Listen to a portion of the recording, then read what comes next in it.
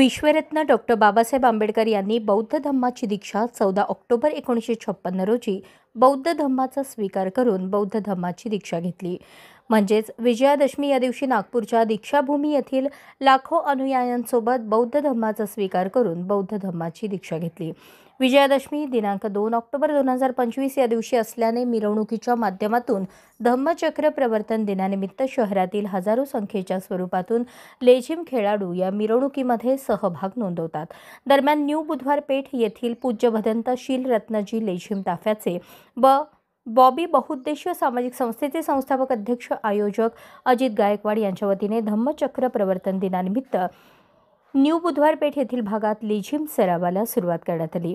प्रारंभी आमदार विजयकुमार देशमुख, माजी नगरसेवक अमर पुधाले, अरुण बालेराव, माजी नगरसेविका वंदना गायकवाड, बॉबी बहुउद्देशीय सामाजिक संस्थेचे संस्थापक अध्यक्ष अजित गायकवाड, मधुकर दोड्यानूर आदींच्या प्रमुख उपस्थितीत सामुदायिक बुद्धवंदना घेऊन लेझिम सरावास प्रारंभ करण्यात आला। यावेळी अश्विन गायकवाड, महेश गजधाने, कपिल घोडके, बॉबी ग्रुपचे अध्यक्ष शिवाजी थोरात, डी मधू, सुनील शिवशरण, अश्विन गायकवाड, महेश गजधाने, सचिन गायकवाड, राहुल हुबारे, अभिजित कांबळे, सुहास सीताफळे, आतिश होसमनी, दत्ता मामा शिवशरण, सोनू दोड्यानूर, पवन कांबळे, धम्मपाल सर्वगोड, सुमेध धेंडे, सुयश गायकवाड, दत्ता मामा शिवशरण, सुधाकर राजगुरू, केवळ उभाळे, राहुल हुब्बारे, अभिषेक डोळसे, धीरज सातपुते, आकाश कांबळे, दादा सर्वदे, विनोद सर्वदे आणि बॉबी बहुउद्देशीय सामाजिक संस्थेचे पदाधिकारी व कार्यकर्ते उपस्थित होते।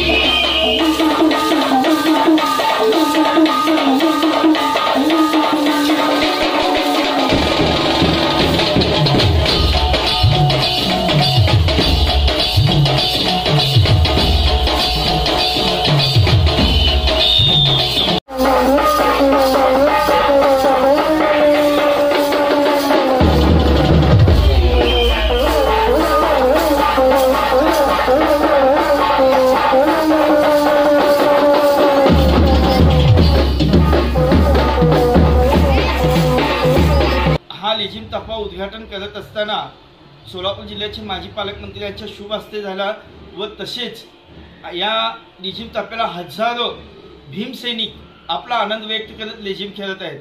मी तमाम सोलापूरकरवासियांना आणि भारतवासियांना व तमाम सर्व जाती धर्मातील लोकांना तथागत गौतम बुद्ध चरणी एवढेच प्रार्थना करतो की सर्वजण सुखी समृद्धी राहावं व लेझिम ताफ्यानिमित्त शीलरत्नजी पूज्य भदंत शीलरत्नजी लेझिम ताफ्यानिमित्त आपणा सर्वांना मी शुभेच्छा देतो।